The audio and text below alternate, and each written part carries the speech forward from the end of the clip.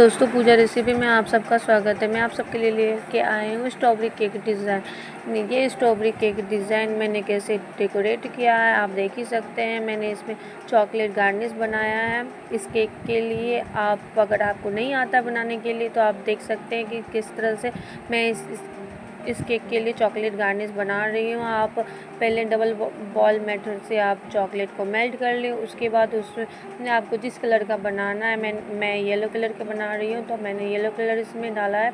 आपको जिस कलर का बनाना है आप डाल सकते हैं और इसे इस तरह से आप बना सकते हैं। आपके पास अगर OHV शीट नहीं है तो अगर मोड है चॉकलेट मोड तो आप इस पर भी बना सकते हैं और इस तरह से चॉकलेट डेकोरेशन कर सकते हैं।